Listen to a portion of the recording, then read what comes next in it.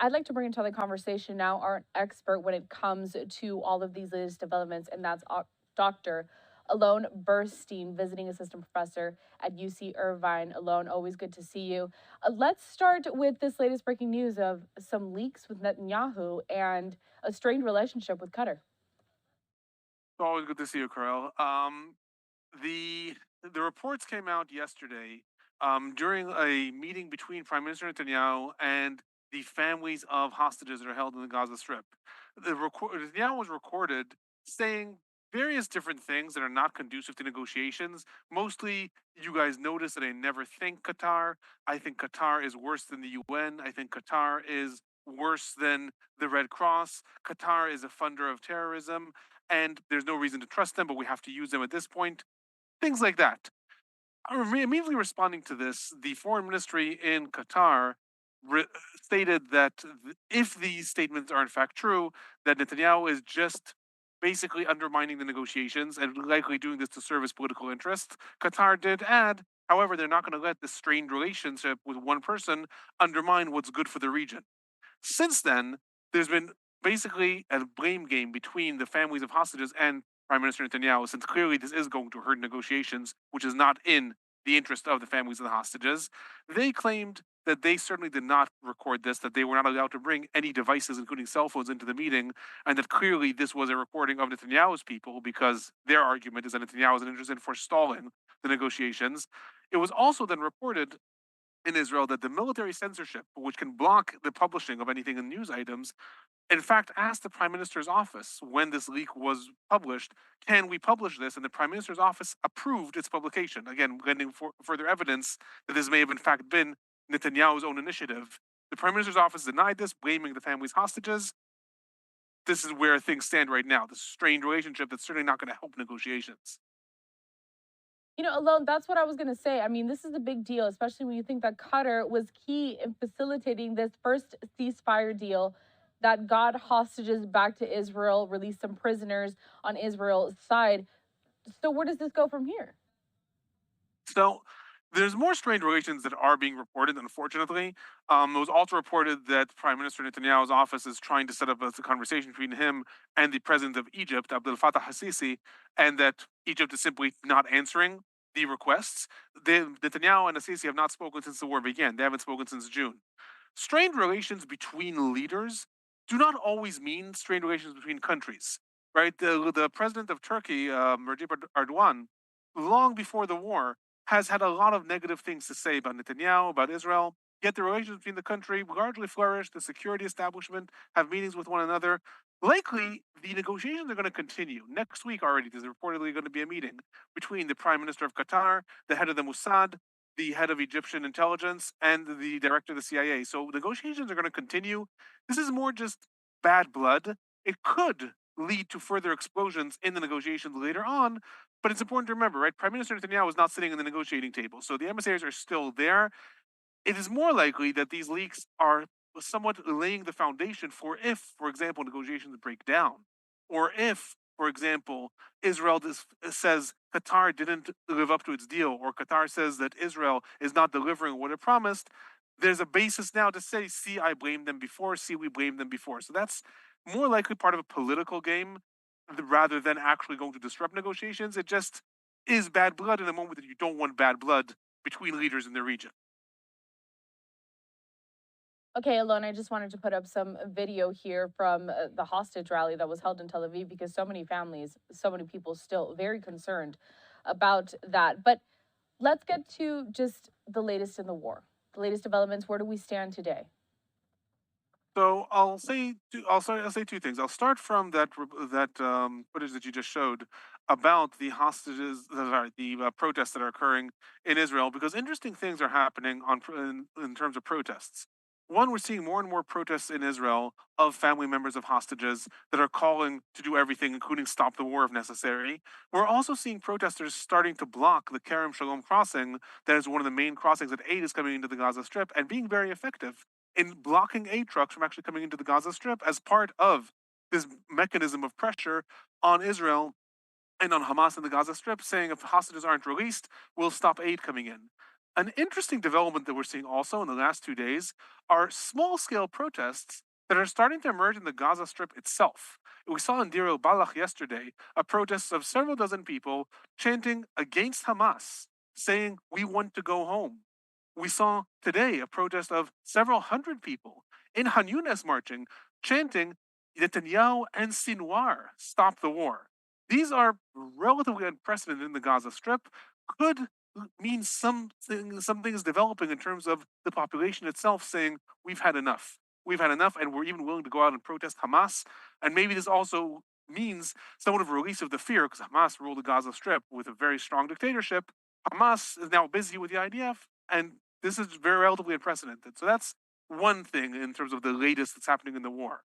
The main developments in terms of the fighting that's happening are really in Han Yunis. The IDF is pushing very, very strongly into the western parts of Han Yunis, and this is really one of the biggest strongholds of Hamas. Gun battles are being reported daily on a house-to-house level. The Al-Quds brigades of the Palestinian Islamic Jihad and the Al-Qassam brigades of Hamas are also reporting constant engagements with the IDF forces. Today, the IDF took over a Palestinian Islamic Jihad outpost and an Al-Qassam outpost, uncovering intelligence. Fighting is intensifying in Han Yunis. The main thing to look at in the coming days is what's going to happen next. The IDF, let's assume that it continues with this level of intensity. Likely within a week or two, we're going to see things starting to stabilize in Han Yunis as the IDF has more control on the ground. What happens next? The next biggest city is Rafah. Rafah is the most southern city in the Gaza Strip. It is housing right now the vast majority of the population of the entire Gaza Strip is evacuated to there. More than 1.5 million people are in refugee camps, in addition to the several hundred thousand who live there. There are reports that Israel is planning to move into Rafah next. That is going to be extremely complicated. There are some leaks that Israel is considering evacuating the people of Rafah to Khan Yunis. I don't see how you evacuate 2 million people who are already internally displaced. So that's unlikely to happen. But that's really going to be the next question of the next stage of the war. Clearly, the fighting in Khan Yunis is going to continue, whether it's another couple of days, another couple of weeks, unless there's some truce or ceasefire, which we can talk about. But clearly, barring any developments, this is going to continue, and Han Yunis will probably eventually be taken over by the IDF. The big question is what happens in Rafah, because that's really going to be what's the next stage of the war. Okay, I want to continue to talk about what comes next because tomorrow alone, I'm sure you've heard that the International Court of Justice set to announce a preliminary decision on whether to charge Israel with genocide for its military operations in Gaza. Is it really possible that Israel can get sanctioned and punished for its war against Hamas? So I'll clarify one thing. What's happening tomorrow is the ICJ, the International Court of Justice, is not going to publish its findings whether Israel committed genocide or not. It's going to give its initial ruling in response to South Africa's request of injunctions that the court will pass based on suspicion only. The case, if it does go to trial, is going to last for years, long after the war. It's going to last in terms of building evidence, Israel defending itself. Maybe in 5 years, we'll see the court deciding if there was genocide or not. That's a whole other issue that we can talk about. More importantly, though, South Africa requested immediate injunctions based on preliminary evidence. It requested 9 injunctions. The biggest one is to order Israel to stop the fighting in the Gaza Strip under suspicion of genocide. So theoretically, even if the court says that, they're not saying Israel committed genocide. They're saying under suspicion of genocide, Israel is ordered to stop the fighting.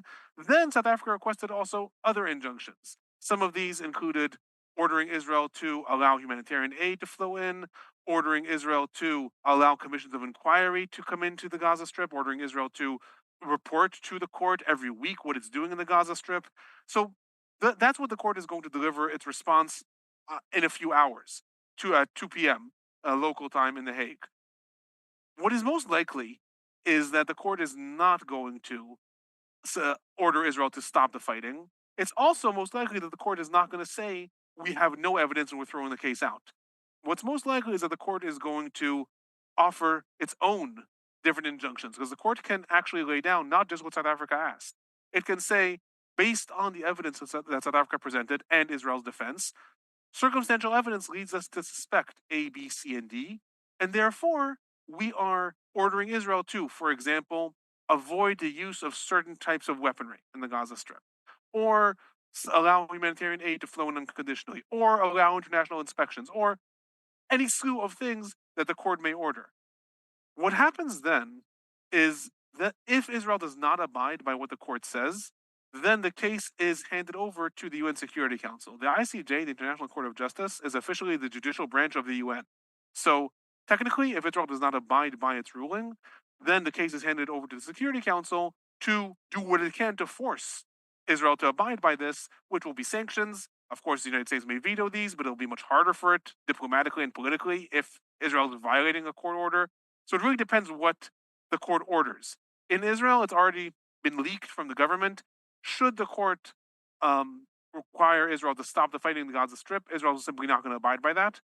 If the court requires things that Israel feels it can do while not completely disrupting the war effort, Israel will probably try to abide by them. So it remains to be seen.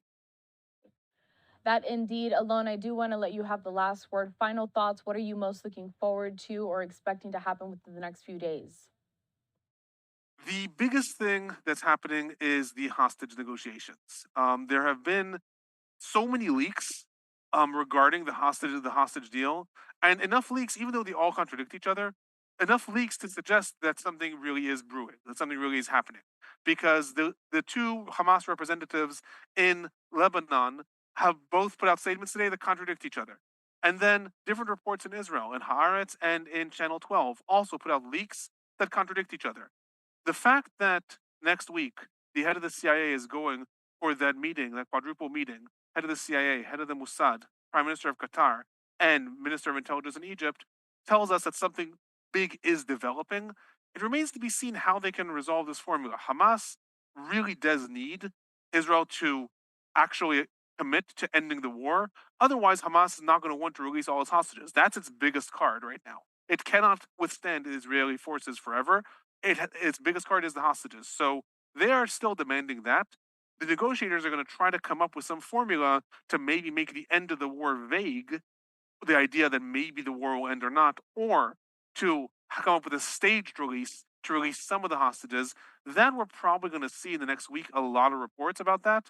Between that and the developments, like I said, in Han Yunis, what happens after Han Yunis are really the two biggest things that I think we're looking to in the coming days, in addition to the ICJ, of course.